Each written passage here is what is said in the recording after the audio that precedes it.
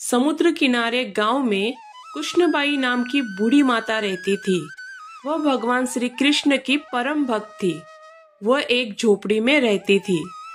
कृष्णबाई का वास्तविक नाम सुखिया था, पर कृष्ण भक्ति के कारण उनका नाम गांव वालों ने कृष्णाबाई रख दिया। घर घर में झाड़ू पोछा, बर्तन और खाना बनाना ही उनका काम था। कृष्णाबाई रोज फूलों की माला बनाकर दोनों समय श्री कृष्ण जी को पहनाती थी और घंटों काना से बात करती थी। गांव के लोग यही सोचते थे कि बुढ़िया पागल है।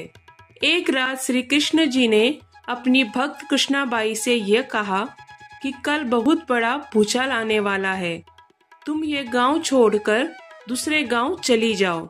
अब क्या था, मालिक का आदेश था।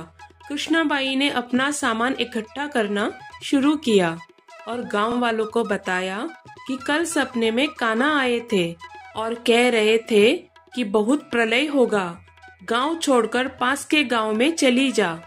अब लोग कहाँ उस बुढ़िया पागल की बात मानने वाले थे। जो सुनता वही जोर जोर से ठहाके लगाता। इतने में बाई ने एक बैलगाड़ी मंगवाई और अपने कान्हा की मूर्ति ली और सामान की गठरी बांधकर गाड़ी में बैठ गई और लोग उसकी मूर्खता पर हंसते रहे। बाई जाने लगी। अपने गांव की सीमा पार कर अगले गांव में प्रवेश करने ही वाली थी कि उसे श्री कृष्ण की आवाज आई, अरे पगली जा, अपनी झोपड़ी में से वो सुई ले आ जिससे तू माला बनाकर मुझे पहनाती है। ये सुनकर बाई बेचैन हो गई और तड़प गई कि मुझसे ये भारी भूल कैसी हो गई। अब मैं कान्हा की माला कैसे बनाऊंगी। उसने गाड़ी वाले को वहां रोका और अपनी झोपड़ी की तरफ भागी। गांव वाले उसके पागलपन को देखते और खूब मजाक उड़ाते रहे। माई ने झोपड़ी के तिनके में फंसी सुई को निकाला और फिर पागलों की तरह दौड़ते हुए गाड़ी के पास आई।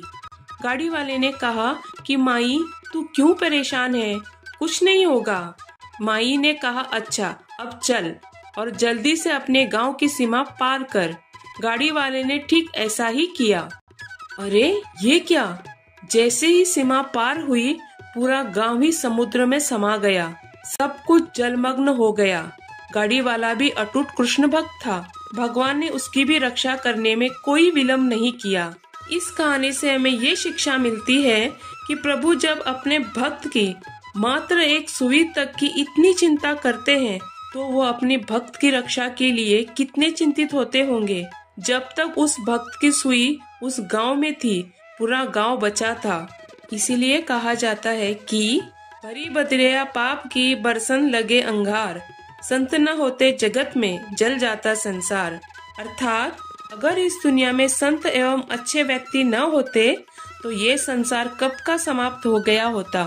दोस्तों, आपको ये पौराणिक कथा कैसी लगी हमें कमेंट बॉक्स में जरूर बताएं।